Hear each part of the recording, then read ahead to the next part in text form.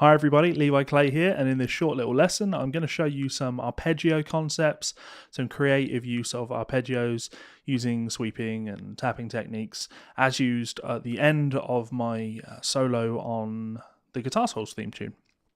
So if you're unfamiliar with the Guitar Souls, it's a podcast I do with my good friend Mike, where we rage about things that are happening in the music scene that given week.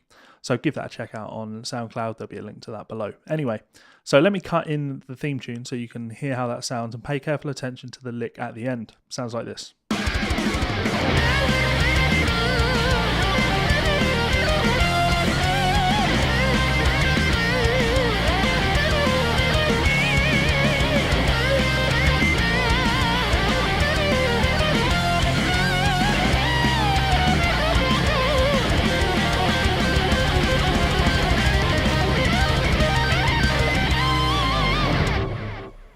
Now, the astute viewers will have noticed that I'm now holding a different guitar to what I played that theme on. So I recorded that and I wrote that on my Miner's Regis, which is in drop C. So really the piece is in C. But I didn't want to have to make you all play guitars that are tuned to drop C. So I picked up my old faithful Vigier Excalibur Ultra. This is in standard tuning, so you'll be able to play all of these licks in standard tuning. But in all honesty, the whole point of these concepts is that they are transposable. Once you really understand the concept and how the position shifts fit together, you should be able to do this in any key. In fact, at the end, we'll play it in C as well as in D, but on a standard tuned guitar. So in concept, as I say, visualization-wise, I'm thinking D minor.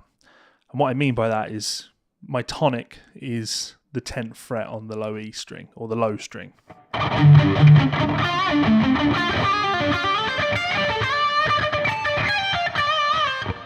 that kind of sound. Call it D, call it C, it really doesn't matter. Tonic is this 10th fret area. So around that you might think minor pentatonic shape 1, right?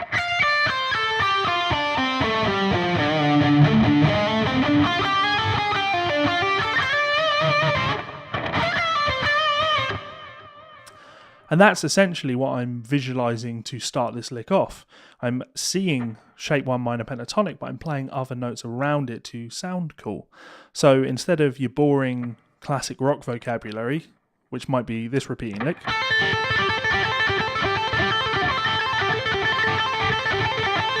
which, you know, like Jimmy Page type stuff, or Van Halen, or Angus Young. Great vocabulary, but I just wanted to do something that was a little bit more interesting.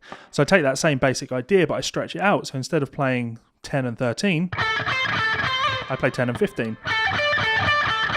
And instead of playing 12 on the G string, I play 13. Which gives me the 5th, the 7th, flat 7, and the flat 5. So it's like a blues scale idea.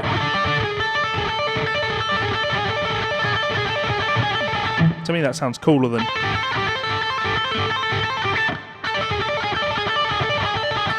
bit of an ear twister. So that's the first idea. Now from there I throw in this little Aeolian flavour, just because, to be honest, I needed a note, and my concept for rock vocabulary in particular is very much about thinking minor pentatonic and then adding in flavors and colors, modal sounds on top of that. So if the minor pentatonic scale is the root 3rd, 4th, 5th and flat 7th, you know, if I add in the 2nd degree,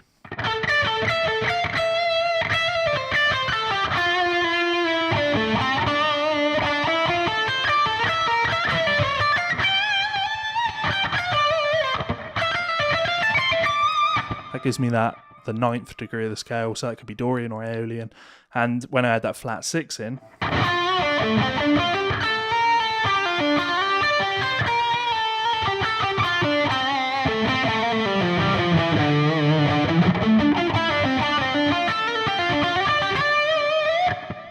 gives me that Aeolian flavour.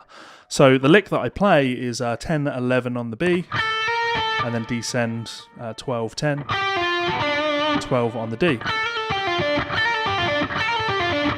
And now I use that as a springboard to get to an arpeggio that I like to play often that sounds like this.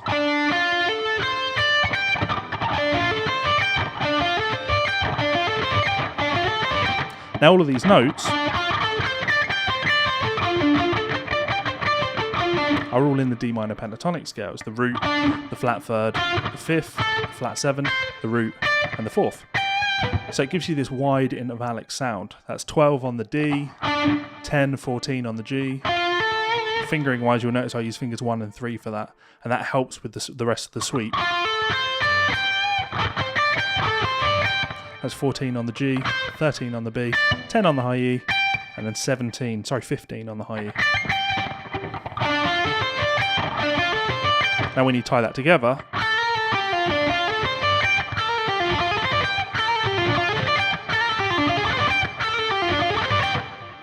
you spend some time on that one to get it, comfortable, smooth. And in essence, that could be transposed anywhere, right? If I was playing in C. I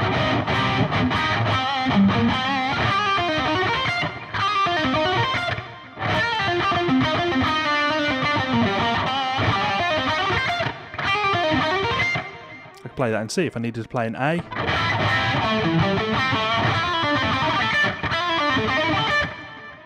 Easy. Now, from there, I transition up the neck. I start moving up the neck, playing more inversions of arpeggio. So after playing this kind of pentatonic sweep, I then shift up to what I would describe as being C-shaped caged, or the shape 3. Your classic root on the A string with the little finger, arpeggio for D minor.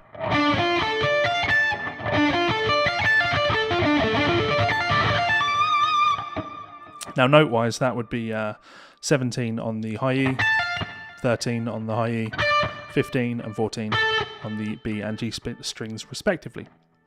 Now the way I transition into that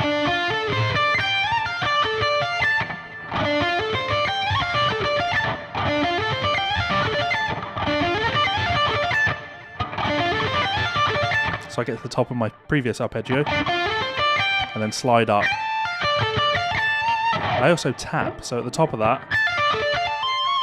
I hit the 20th fret, that's the flat 7 of D. Now I use that as a way of transitioning positions because from that point I tap 20, pull off 15, 13, and then slide up 17, hammer 20 and tap 22. So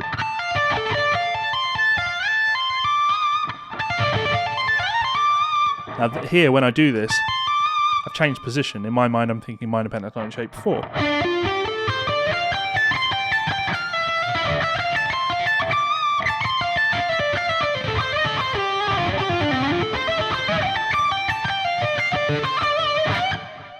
All that vocabulary works there.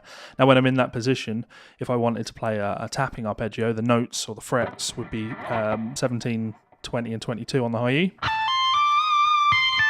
And then 22, 19 and 17 on the G.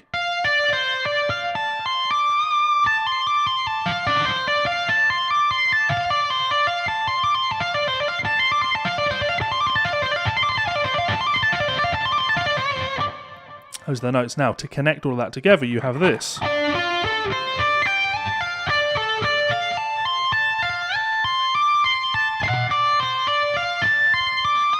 And then to finish, I tap the top note and pull off and slide up to the root because it's important to know where the root of your scale is, right? So that's the lick in its entirety. Let me play that nice and slow for you, including this blues part. So that plays, what, 4 times? 8 times.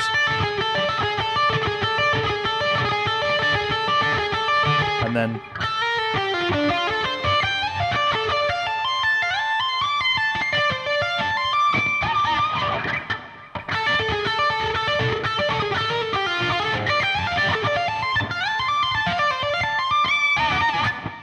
not too bad, and a bit quicker. So if I'm again thinking D,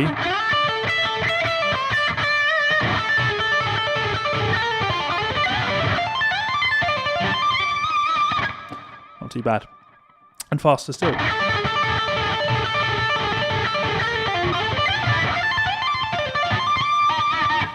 Yeah, fine. Now, like I say, the principle means that I can then transfer this to any key. So if I'm playing in C, all of those concepts are still there. I can still see pentatonic shape 1 here. So, sliding up. That's that C minor arpeggio. tapping that flat 7, and now I'm in that new position.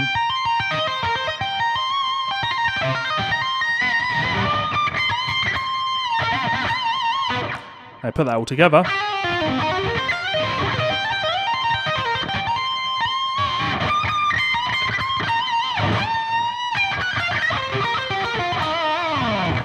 A bit faster, so C.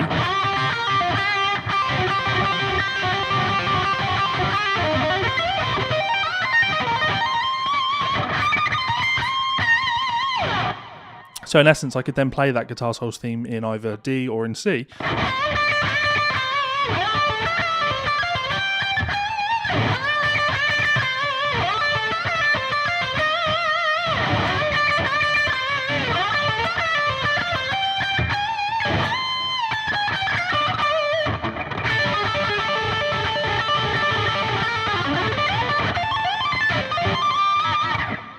Probably get that cleaner if I tried again. Or in C. Or in C.